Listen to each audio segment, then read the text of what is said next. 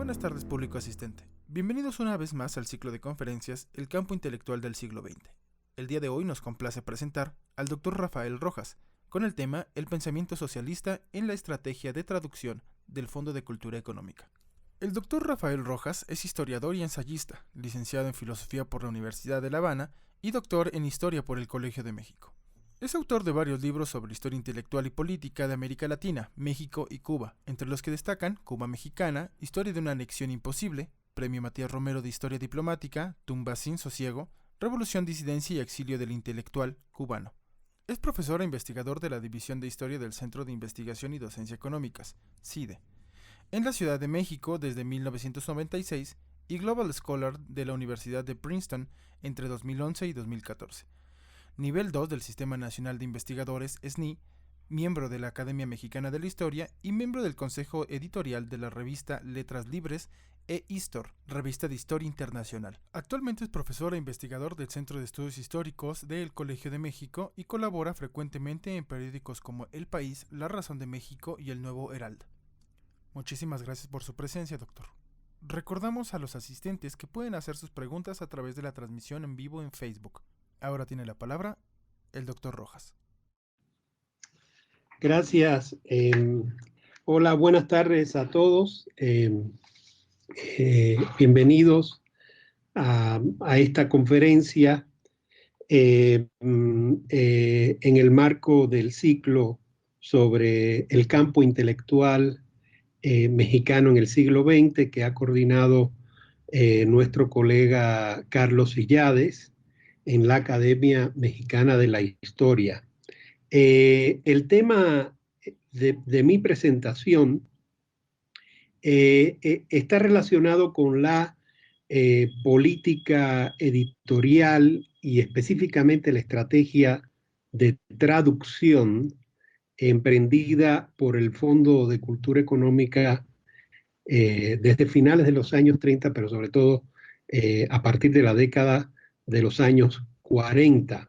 Y algo que me interesa a mí identificar en este estudio son las conexiones entre esa estrategia de traducción y esa política editorial y el campo propiamente intelectual o ideológico del cardenismo y el postcardenismo en México.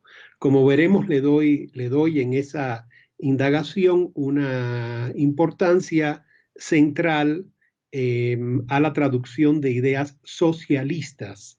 Y más adelante voy a tratar de caracterizar el repertorio heterogéneo de ese socialismo que llega a México en los años 30 y los años 40 a través de las estrategias de traducción del fondo.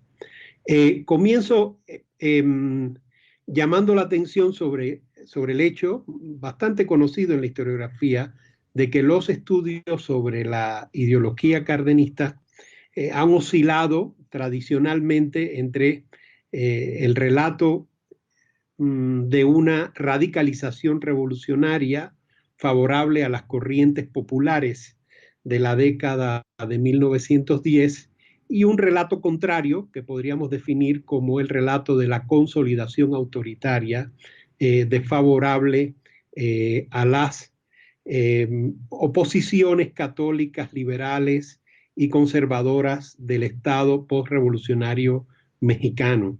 Como han observado Luis Anaya Merchant y Verónica Vázquez Mantecón, entre otros, ese choque de visiones no tiene un origen meramente historiográfico, sino que en buena medida continúa por medio de la historia escrita, la pugna ideológica entre el cardenismo y sus oposiciones desde mediados de los años 30. Recordemos ya en tiempos, en aquellos años en que Manuel Gómez Morín y Luis Chávez Orozco escribían sus respectivos libros, posicionándose cada uno frente al cardenismo, aquella ideología ha sido definida de manera contradictoria. La polarización historiográfica que arranca desde entonces se acrecienta, como sabemos, en la Guerra Fría. Al final creo que podría hacer algunos apuntes sobre el Fondo de Cultura Económica en el contexto de la Guerra Fría. Y creo que esa intensificación de la pugna historiográfica tiende a veces a escorar la interpretación de la ideología cardenista hacia un nacionalismo revolucionario radical o un socialismo filocomunista, podríamos llamar, o paracomunista, que descarta otras modalidades de la izquierda. Una revisión de algunos proyectos intelectuales impulsados o respaldados por los gobiernos de Lázaro Cárdenas y Manuel Ávila Camacho, como las revistas el Trimestre Económico o Cuadernos Americanos y la propia editorial Fondo de Cultura Económica, así como el programa inicial de traducción del pensamiento atlántico de esta casa editora, permitiría documentar una aproximación a zonas del liberalismo social, de la socialdemocracia europea y estadounidense, o incluso del socialismo democrático, ¿verdad?, que habría que aquilatar con mayor precisión. La relación entre aquellas empresas traductoras y la ideología cardenista reflejaba un desplazamiento, creo, en dos sentidos.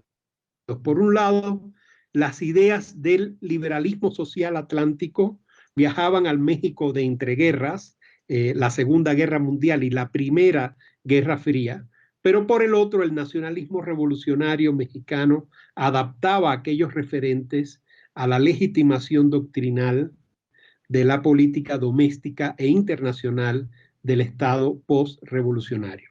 En ese movimiento de ida y vuelta, la ideología del México cardenista y postcardenista alcanzó, creo yo, uno de los umbrales de máxima sofisticación en el siglo XX latinoamericano.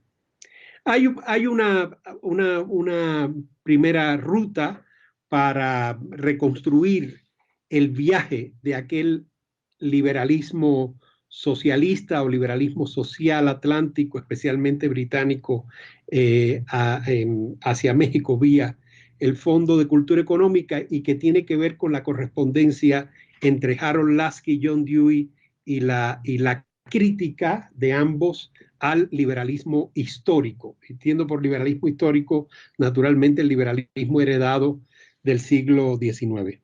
El Fondo de Cultura Económica, creado en 1934, como sabemos, durante el primer año de la presidencia de Lázaro Cárdenas, se estudia hoy como el mayor proyecto editorial público de América Latina en el siglo XX. Las memorias de Daniel Cosío Villegas, la biografía intelectual que dedicó a Enrique Krause, y la única historia de esa casa editora con que contamos hasta ahora, escrita por Víctor Díaz Arciniega, coinciden en localizar los orígenes del proyecto en el malestar que Cosío Villegas y otros líderes intelectuales y académicos del México revolucionario sentían con el estado de la oferta editorial de las ciencias sociales en castellano a principios de la década de los 30. Los antecedentes de la idea del fondo se asocian tradicionalmente con la política cultural vasconcelista en los años 20, con la Revista de Occidente de Ortega y Gasset, con la editorial Espasa Calpe, o con la estrategia editorial de la Segunda República Española en general. El propio Cosío Villegas contó en sus memorias que inicialmente su propuesta de ampliar el proyecto de la revista El Trimestre Económico por medio de una editorial que tradujera clásicos de la economía política como El Capital de Marx, esa idea se presentó inicialmente a Espasa Calpe y a Aguilar en Madrid, pero que José Ortega y Gasset se opuso porque pensaba que la hegemonía de la traducción del pensamiento atlántico debía estar en manos de peninsulares. Según el relato de Cosío Villegas, cuando Fernando de los Ríos presentó el proyecto a Ortega, le dijo, cito, que el día en que los latinoamericanos tuvieran que ver algo con la actividad editorial de España, la cultura de España y la de todos los países. Cosío agrega que en una conversación con Genaro Estrada, a propósito de la negativa de Ortega, apuntó con cierto humor, hasta en eso se había equivocado Ortega, pues debía haber dicho cena de indios y no de negros, con lo cual la corrección del racismo español por el mexicano no lograba trascender la misma lógica racista, ¿verdad? Ya que la latinoamericana, como sabemos, es también una cultura negra. En todo caso, el desencuentro es revelador de las tensiones por el control de la práctica de la traducción en las ciencias sociales latinoamericanas a mediados del siglo XX. Cosío Villegas proyectaba, entre otras cosas, desplazar a Ortega y a la Revista de Occidente como medios centrales de la traducción de ideas al castellano.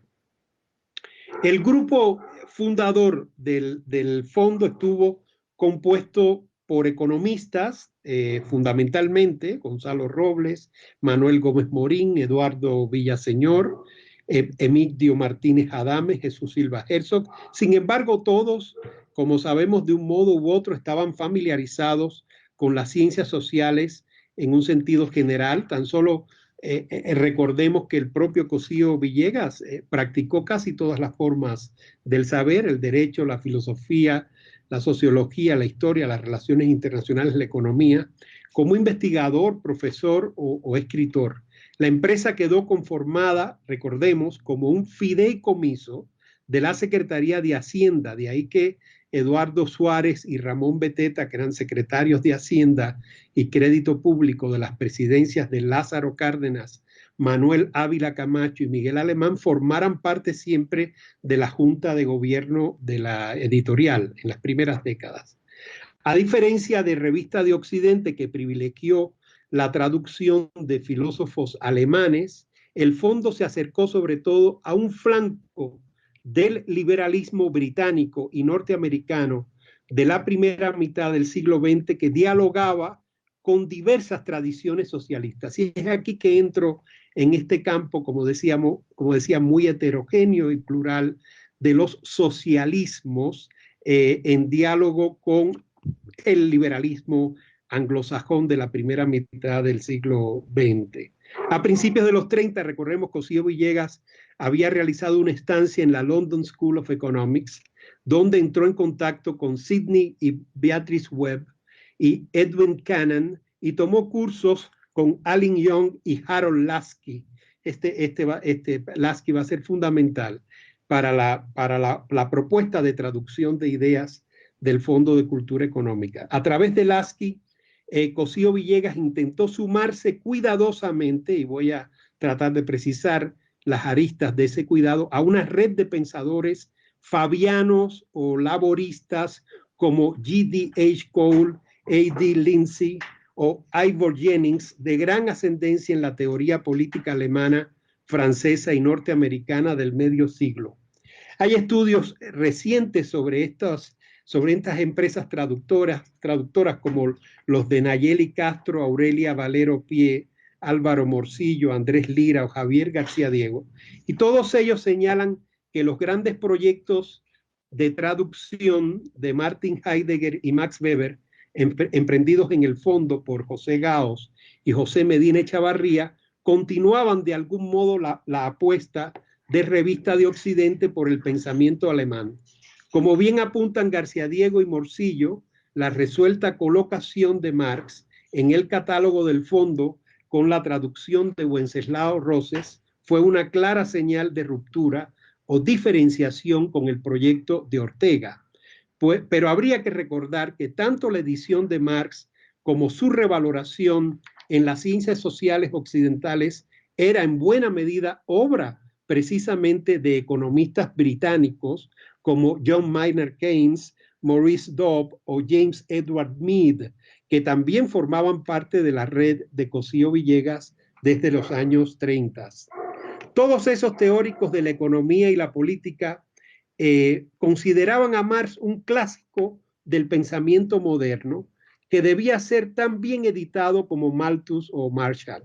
La aproximación a Marx del Fondo de Cultura Económica tiene ese origen, podríamos decir, en el socialismo o el liberalismo fabiano británico, y no tanto en la sociología o la filosofía alemanas, que en las primeras décadas de la editorial fueron menos importantes. Aquí hay todo un debate, pero yo tengo la impresión de que la entrada fuerte de la filosofía y la sociología alemana, especialmente de Heidegger y Mannheim, es posterior a la conexión inicial muy poderosa de Cosío Villegas con el liberalismo fabiano británico. Recordemos, en el valioso catálogo de 1955 que organizó Cosío Villegas, se observa claramente que hasta la Guerra Fría, la del liberalismo fabiano, era la corriente de pensamiento hegemónica en la editorial. De hecho, la visión de Marx apareció desde un inicio marcada por la lectura de aquel liberalismo en el volumen, por ejemplo, que le dedicó Harold Lasky al autor del Capital, traducido por Antonio Castro Leal en 1935, apenas arrancando la editorial. Y recuerden, eso fue uno de los primeros libros junto con El dólar plata de William P. Shea en versión de Salvador Novo. Recordemos, aquel ensayo publicado en inglés por la Sociedad Fabiana en 1922 y dedicado a H.G. Wells, de Lasky, reivindicaba a Marx como parte de la defensa frente a lo que él llamaba una condena profusa equivalente a la de Maquiavelo y a la de Rousseau. Lasky pensaba desde los años posteriores a la Primera Guerra Mundial que Marx se había convertido en un autor relativamente maldito como lo habían sido Rousseau y Maquiavelo y Rousseau, ¿verdad? Como este último, o sea, como el propio Rousseau, Marx tenía la peculiaridad de que una revolución se hiciera en su nombre, decía Lasky. Pero Lasky a su vez sostenía que Marx no había sido del todo original.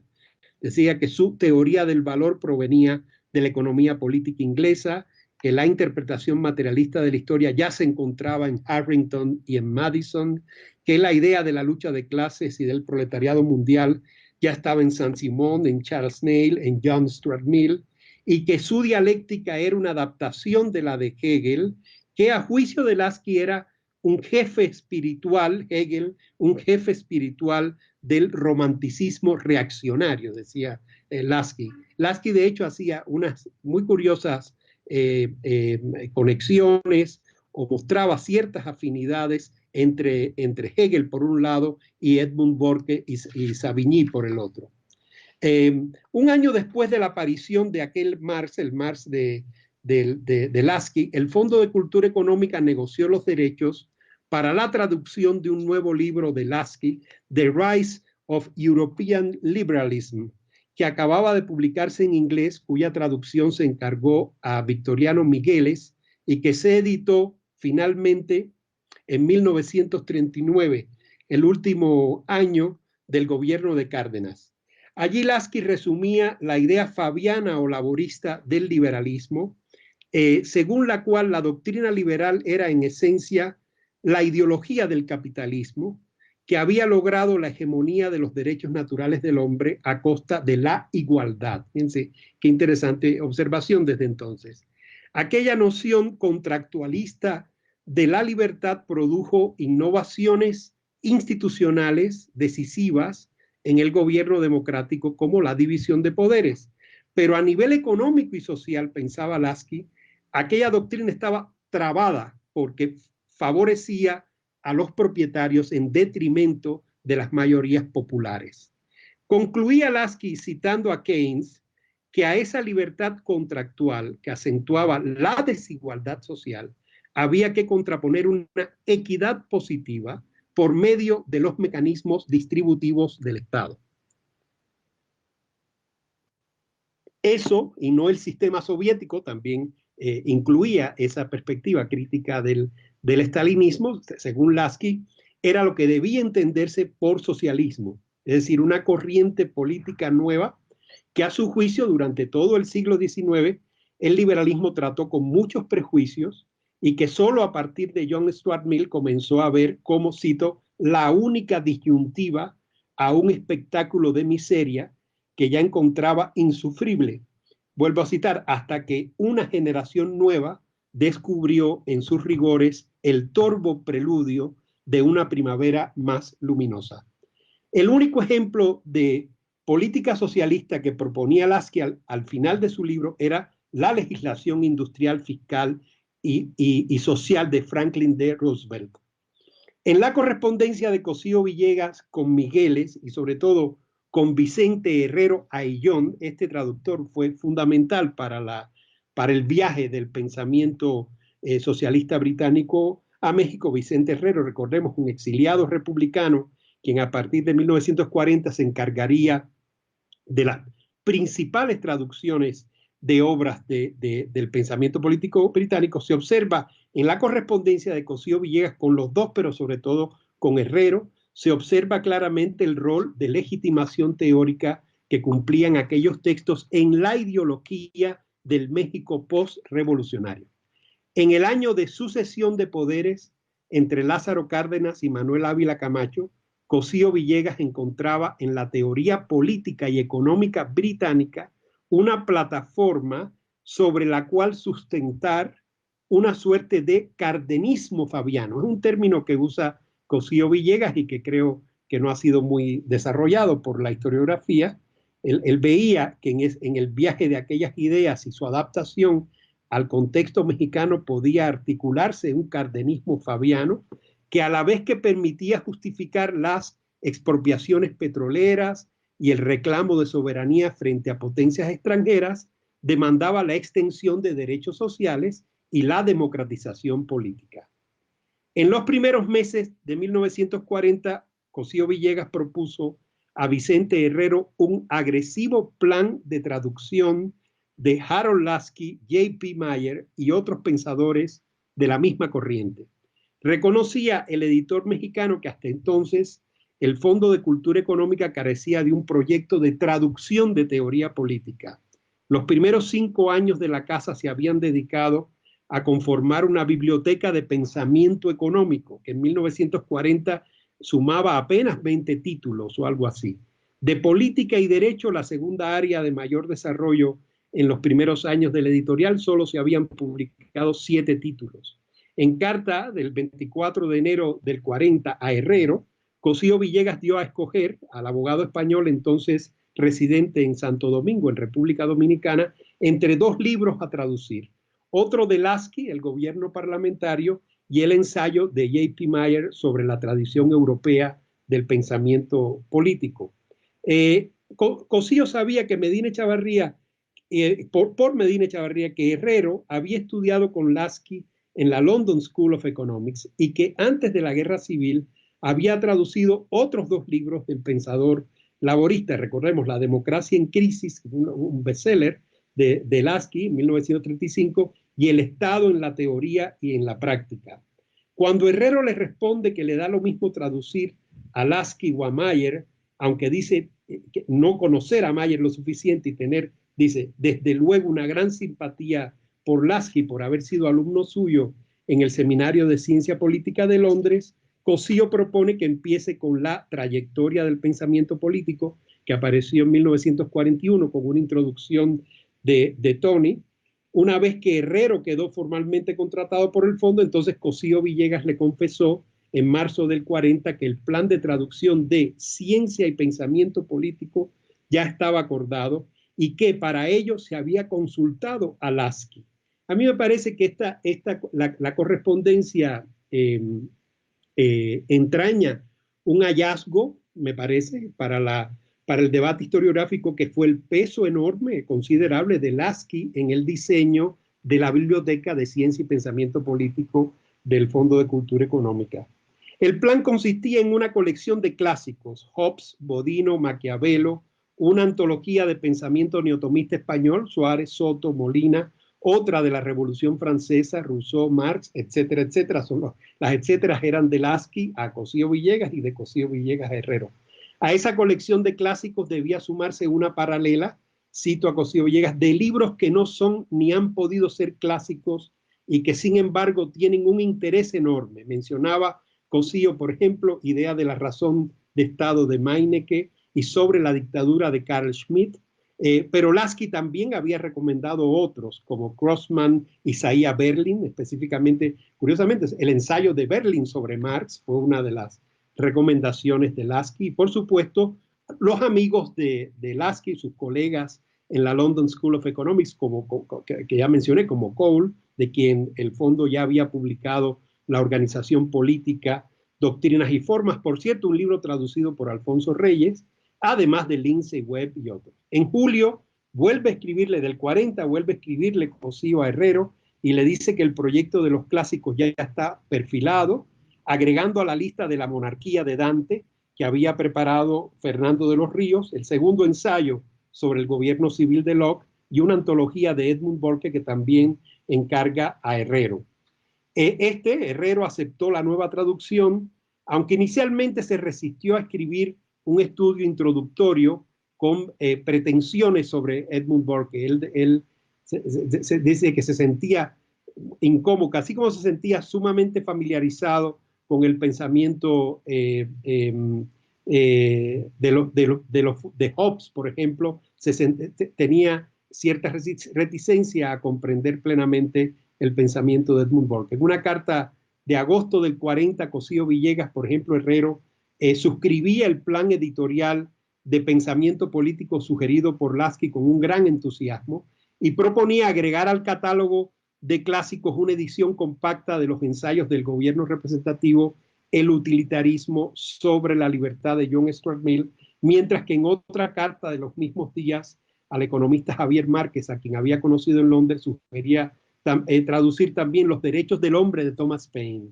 En sus estudios sobre exiliados españoles, Andrés Lira sostiene que este involucramiento de Herrero en el programa editorial del fondo decidió en buena medida su traslado a México desde Santo Domingo en el verano de 1941.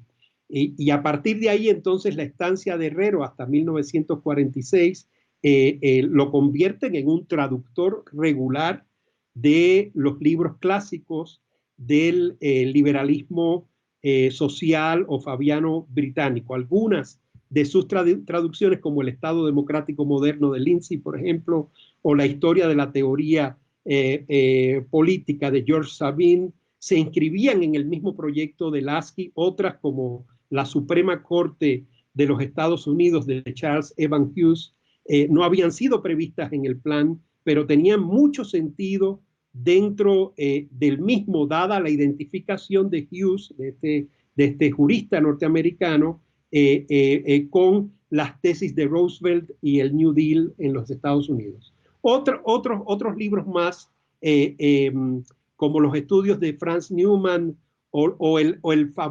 la famosa teoría de la clase ociosa de Thorsey Veblen, fueron en realidad encargos directos que hizo Medina Echevarría a Cosío Villegas. De manera que buena parte del proyecto editorial originario de pensamiento político del Fondo de Cultura Económica, armado entre Cosío Villegas, Lasky y Herrero, a principios de los años 40, para mediados de la década, cuando arranca la Guerra Fría, se había cumplido. En su correspondencia con Lasky, recordemos que Harold Lasky murió en 1950, así como en las cartas que envió a John Dewey, que es otra figura muy importante en este viaje del pensamiento social o del liberalismo social anglosajón a México a mediados de siglo. John Dewey en ese momento era profesor en Columbia University. Cosío Villegas refiere en esa correspondencia constantemente la importancia de difundir un liberalismo de contenido social en México y América Latina. La frase, así como la de cardenismo fabiano, también liberalismo de contenido social, aparece en la correspondencia de Cosío Villegas. Un liberalismo que, como en el propio Lasky o Dewey, entiende a Marx como un clásico de la teoría política, no únicamente de la economía, y que en el contexto latinoamericano pasaba por el diálogo permanente con el nacionalismo revolucionario, el populismo y los diversos socialismos de izquierda incluyendo el comunista. Yo creo que tal vez no siempre hay un énfasis muy claro en la correspondencia de Cosío Villegas, pero sí en la recepción de las ideas de Cosío Villegas en sus corresponsales, es decir, en Lasky y sobre todo en John Dewey. John Dewey no excluía al comunismo dentro de la familia de los socialismos que había que difundir en un plan editorial de rigor como el del Fondo de Cultura Económica. Otra figura clave del mundo universitario editorial del México, recordemos del México cardenista y postcardenista, Jesús Silva Herzog, recordaba a ambos, a Lasky y a Dewey, como formadores de aquella generación intelectual latinoamericana y partidarios de la idea de que había un heroísmo del saber moderno, una frase que tomaba Silva Herzog de John Dewey, del que Marx formaba parte.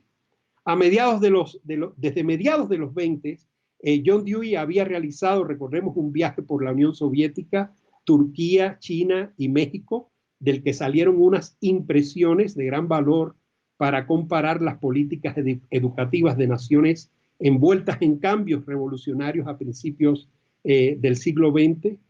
Sobre la Rusia bolchevique, Dewey advirtió algo que muchos observadores y viajeros occidentales todavía no destacaban, y era el contraste entre el discurso desarrollista de la ideología oficial y la tremenda mutación psicológica y social que producía el colectivismo. Según Dewey, la idea de la revolución que manejaba la jerarquía soviética, cito, era esencialmente económica e industrial y en buena medida reproducía expectativas de progreso similares a las del capitalismo occidental, pero desde el punto de vista humano, el cambio era mucho más profundo y no solo involucraba a Rusia, sino a todo el mundo. El peso del materialismo económico de los marxistas comunistas en la ideología del nuevo Estado producía, al decir de Dewey, un desplazamiento del concepto de revolución por el de transición, cuando no un énfasis psicológico en el conductismo social, es como lo formulaba él, que a juicio de Dewey ocultaba las dimensiones más humanas del cambio social en la Unión Soviética. En México, sin embargo, Dewey encontraba una reforma o un renacimiento educativo, no tan ambicioso como el soviético, pero a la vez mucho más acorde al rango social de la transformación revolucionaria que se vivía. Al incorporar a la población indígena y campesina a la revolución por medio de la cruzada educativa, el gobierno revolucionario buscaba integrar políticamente al país. Esa es una cita de Dewey. Para Dewey era evidente que el comunitarismo agrario, el anticlericalismo y el impulso a las escuelas rurales eran medidas que reforzaban el núcleo del constitucionalismo social de 1917. En la educación rural e indígena encontraba el ángulo más atractivo del experimento mexicano. A diferencia de la Revolución Soviética, que aspiraba a crear un sistema universal superior al capitalismo occidental, el proyecto mexicano estaba inmerso en una restitución de la vida comunitaria, decía John Dewey, rural e indígena, que acendraba el sentimiento de soberanía. En las capas mestizas y blancas de la sociedad, a pesar de la fuerte reacción católica popular verificada en la Guerra Cristera, ese proyecto intensificaba un nacionalismo contrapuesto a los grandes imperialismos atlánticos, especialmente al estadounidense. En su libro, en aquel libro sobre sus viajes, ¿verdad?, por México, la Rusia bolchevique, Turquía y otros países, Dewey articulaba una crítica elocuente al relanzamiento de la doctrina Monroe contra México y América Latina que encontraba en la política de Estados Unidos desde la presidencia de Woodrow Wilson. En el verano del 40, el economista Javier Márquez Blasco, subdirector del fondo, contaba a John Dewey, quien unos años antes había encabezado, recordemos, en México, la comisión que exoneró a León Trotsky de las impugnaciones estalinistas de los procesos de Moscú, que la idea de escribirle, o sea, que la idea de escribirle de parte del Fondo de Cultura Económica a John Dewey para sondear la posibilidad de traducir La naturaleza humana y conducta, que es un clásico de este autor, había sido sugerida nada menos que por Karl Mannheim. El libro Ideología y Utopía de este último fue traducido en 1941 por Salvador Echavarría, a recomendación del ya mencionado sociólogo español refugiado en México y traductor de Max Weber, José Medina Echavarría. Ahora, lo interesante aquí es que tanto Mannheim como el propio Medina Echavarría, recordemos que también tradujo otro libro del pensador húngaro, el Diagnóstico de nuestro tiempo, muy influyente también, los dos observaban una sintonía entre las ideas de Dewey y la crítica del pensamiento social alemán al liberalismo anglosajón. Mannheim tuvo muy en cuenta la obra de Dewey, especialmente su crítica al darwinismo y sus ideas sobre la función social del conocimiento en el proceso de escritura de ese libro suyo, Ideología y Utopía. En otra carta desde la oficina de Cosío Villegas, de octubre del 41, se informaba a Dewey que el fondo también estaba interesado en traducir el ensayo Liberalism and Social Action, un ensayo posterior del año 35, que ya la editorial consideraba, ya que la editorial consideraba ese libro también como un aporte valioso a la serie de libros sobre el pensamiento liberal occidental bien entendido. Es más o menos la traducción, ¿verdad? A falta de una respuesta de Dewey, el fondo intentó tramitar directamente los derechos con la editorial Putnam, pero fue inútil. En noviembre, Márquez volvió a dirigirse a Dewey tratando de recabar los derechos de traducción, pero ahí viene toda una complicación. En resumidas cuentas, esos derechos no pudieron ser concedidos al Fondo de Cultura Económica. Lo que me parece interesante de todo este recorrido es la insistencia, ya no por el lado de la London School of Economics o el liberalismo fabiano británico, sino de un pensador de la democracia social como John Dewey, la insistencia en que se había llegado a un momento de agotamiento del liberalismo histórico, del liberalismo decimonónico, por su falta de acceso o de apertura a los derechos sociales de la mayoría. O sea, no fue hasta 1946 que cuando se liberaron aquellos derechos, y en cartas a Medina Echevarría, Cosío Villegas lamentaba que se hubiera perdido la oportunidad de traducir los ensayos de Dewey más centrados en el liberalismo, que era la prioridad de la biblioteca política del fondo. ¿Qué motivaba aquel interés?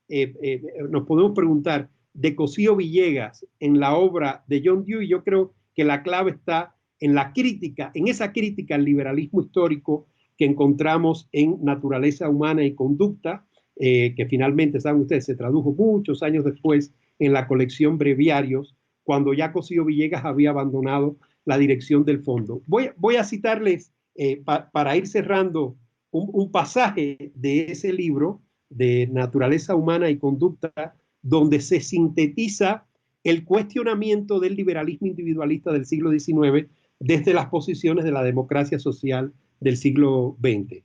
Decía allí John Dewey, la insistencia en un libre albedrío metafísico llega a su tono más estridente cuando proviene de los que desprecian el conocimiento de las realidades, quienes pagan por su desprecio al lograr solo una acción titubeante y limitada.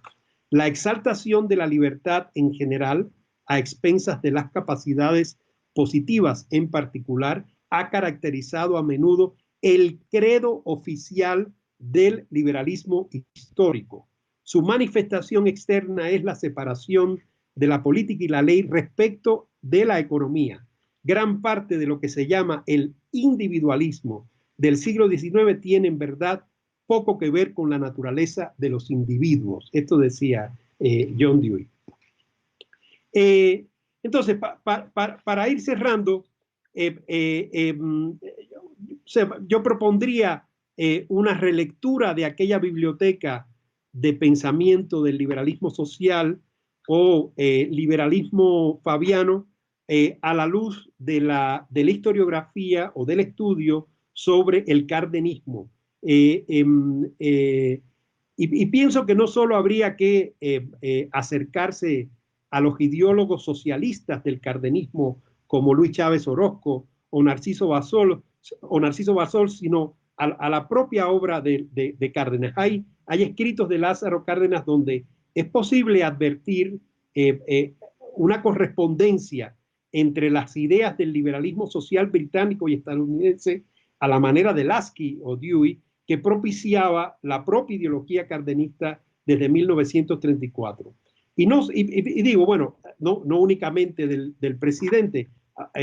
Por ejemplo, hay políticos cardenistas como Eduardo Suárez, el titular de Hacienda de las administraciones de Cárdenas y Manuel Ávila Camacho, o el ya citado Ramón Beteta Quintana, subsecretario de Relaciones Exteriores bajo la presidencia de Cárdenas y luego secretario de Hacienda y Crédito Público de Miguel Alemán. Beteta, por ejemplo, recordaba el viaje de Dewey a México en 1926 para suscribir, es el primero de esos viajes, ¿verdad? Para suscribir su juicio de que, cito, el proyecto de una escuela rural mexicana era el movimiento educativo en el mundo donde estaba presente un espíritu de unión más íntimo entre las actividades escolares y la vida de la comunidad.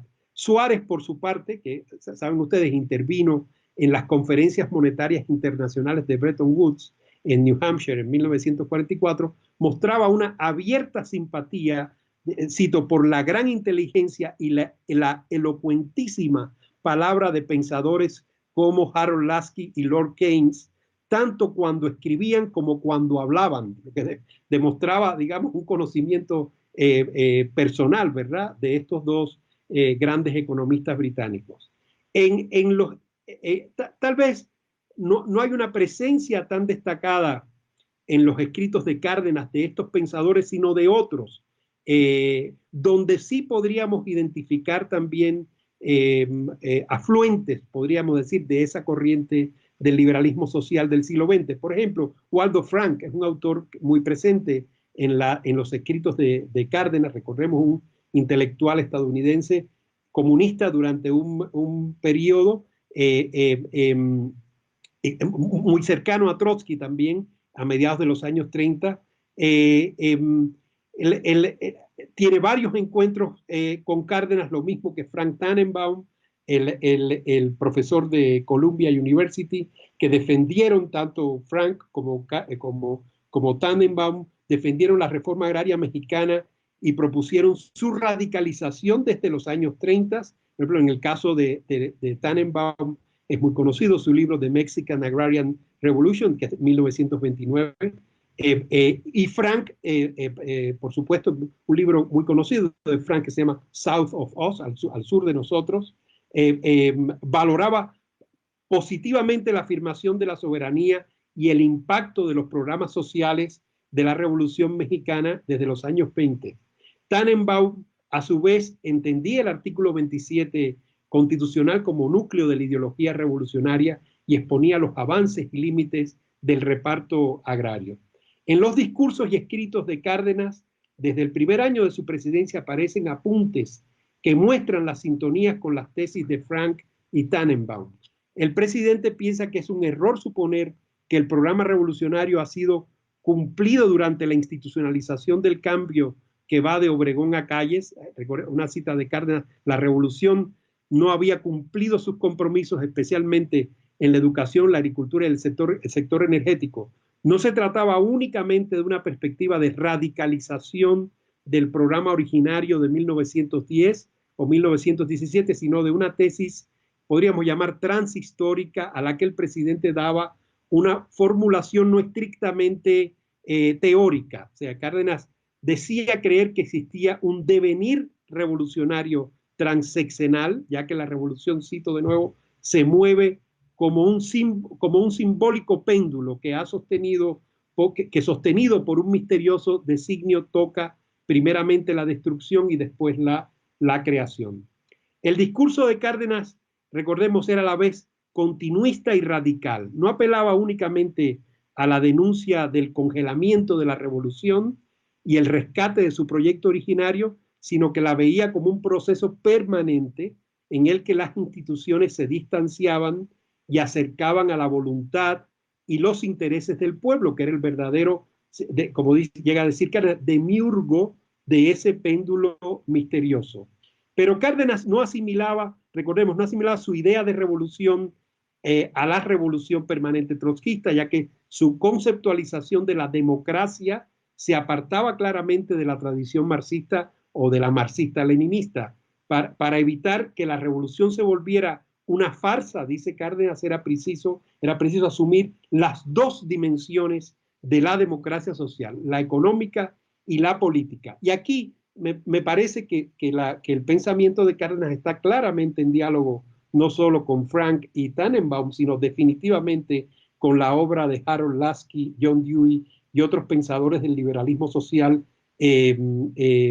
angloamericano. La verdadera democracia, según Cárdenas, suponía, cito, la mejor distribución de la riqueza, la elevación del nivel de la vida humana, la igualdad de oportunidades de cultura y el acceso al poder de las mayorías trabajadoras. Este concepto de democracia social que vemos impregnado en el referente de aquel liberalismo social de los años 30 y 40.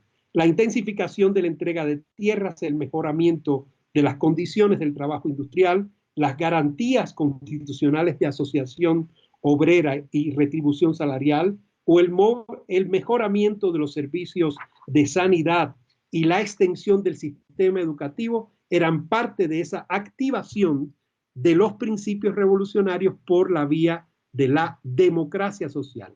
En su momento, tal vez en uno de sus momentos de mayor aproximación al socialismo, Cárdenas también incluía dentro del programa social de la Revolución Mexicana, cito, la enseñanza redentora de los oprimidos. Y esa fue esa perspectiva, recordemos, la que encarnó en la reforma del artículo 3º constitucional de diciembre de 1934, que declaró la educación socialista.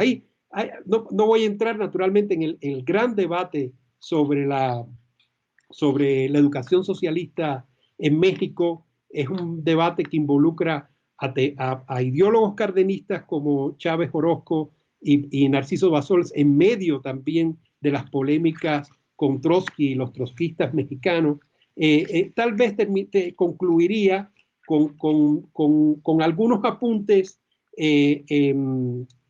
sobre una vez, insistiendo en las sintonías o las conexiones entre el concepto de democracia social que aparece en el discurso cardenista y el liberalismo fabiano, británico y norteamericano. En toda esa estrategia discursiva de Cárdenas que creo que fácilmente podríamos leerla en compañía de la evolución de la política editorial del Fondo de Cultura Económica, hay una crítica a lo que el propio Cárdenas y otros de los ideólogos llamaban la mistificación de las ideas de la revolución en sectores de la clase política mexicana que reproducían fórmulas, según el cardenismo, exógenas. Podían ser formas exógenas ligadas, por ejemplo, al comunismo soviético, al estalinismo o al viejo liberalismo oligárquico. Y cada una de esas formas esquemáticas o exógenas de mistificar las ideas de la Revolución Mexicana desembocaba en la localización en una izquierda específica. Y lo que estaba buscando el cardenismo y sus ideólogos, y podemos incluir dentro de ese corpus el proyecto editorial y de traducción del Fondo de Cultura Económica, es la reconstrucción de un tipo de izquierda abierta a referentes del liberalismo social atlántico en los años previos y posteriores a la Segunda Guerra Mundial y a la Guerra Fría. La proyección de esa apuesta en una política de Estado, ¿verdad?, que trasciende el sexenio cardenista y es constatable en una revista, por ejemplo, como Cuadernos Americanos, que arrancó en 1942, yo creo que esa proyección debería rastrearse mejor. Desde los primeros números de Cuadernos Americanos, por ejemplo, impulsada por Jesús Silva Herzog y Juan Larrea, se decantó un decantamiento a favor de un humanismo ideológico equidistante de los polos doctrinales de la preguerra fría y un perfil latinoamericanista, creo yo que esto es fundamental, en evidente tensión con las actualizaciones del monroísmo desde Washington, empezando por la estrategia del buen vecino de Roosevelt. En colaboraciones de Waldo Frank, otra vez de Alfonso Reyes, Leopoldo Sea, Javier Márquez, José Gaos, en Cuadernos Americanos, se hace explícito un americanismo que oscilaba en realidad entre el hispano y el latinoamericanismo, sin anular las conexiones con Europa, Gran Bretaña y Estados Unidos. En una polémica epistolar entre José Iturriaga y Juan Larrea, en el 6º número de la revista, se intentaba una definición de América, así le llamaban ellos, y por encima de la aparente antinomia entre una América reconciliada con Europa por la vía de una expansión occidental de la idea revolucionaria o por la adopción de una democracia de fuerte vocación social, se llegaba al acuerdo, dicen ellos, acaso involuntario, de que la cultura americana era inconcebible sin el tráfico de todo el espectro ideológico antifascista. En números siguientes, autores como el venezolano Mariano Picón Salas, el peruano Víctor Raúl Haya de la Torre y otros reforzaron la perspectiva de un latinoamericanismo que no cerrara las puertas al diálogo con las corrientes democráticas más progresistas de Estados Unidos y Europa. Cierro entonces con esta idea. Este horizonte de expectativas en el campo intelectual mexicano del periodo cardenista y postcardenista consolidó al liberalismo social dentro de los objetivos de la estrategia de traducción de las instituciones editoriales y universitarias. El México de los años 30, 40 y todavía principios de los 50 era en tal sentido un espacio y una coyuntura que cifraban la experiencia de la traducción como viaje y recreación de ideas en el Atlántico.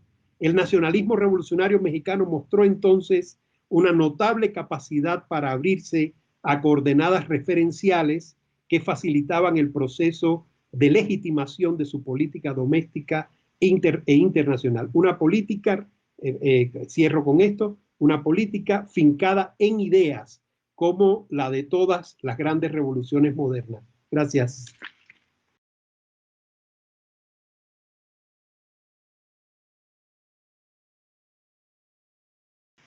Bueno, hay unas 3 preguntas que me han llegado, casi todas relacionadas con lo mismo. Hay una de José Carlos Blázquez Espinosa.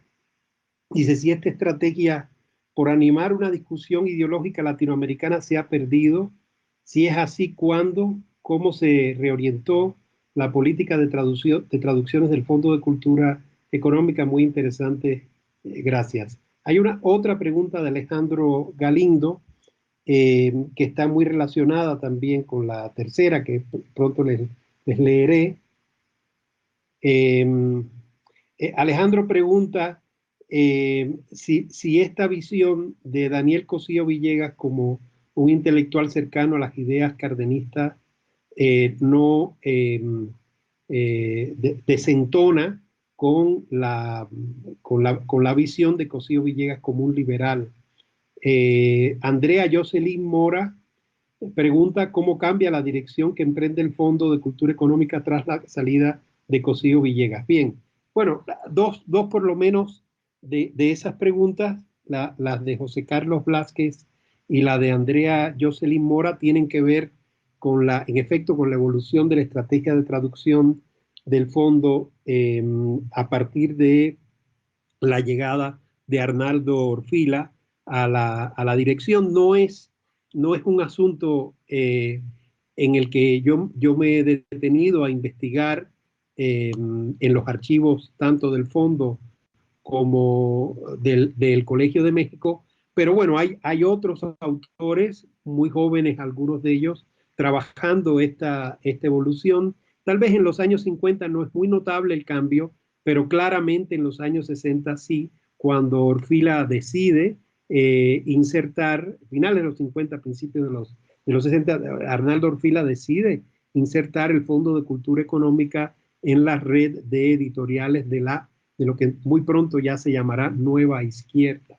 El interés de Orfila, que ha estudiado muy bien Elisa Servín y otros investigadores de Orfila en la obra de C. Wright Mills, por ejemplo, lo colocaban en una perspectiva que trascendía las escuelas funcionalistas, weberianas y estructuralistas del pensamiento sociológico. C. Wright Mills, recordemos, era un pensador muy bien ubicado en las redes intelectuales de la nueva izquierda. Precisamente una carta suya enviada a los editores de la New Left Review a principios de los años 60, la carta sobre la nueva izquierda es leída hoy como un manifiesto de lo que será la nueva izquierda. El Fondo de Cultura Económica publicó su libro Listen Yankee, que fue el resultado de una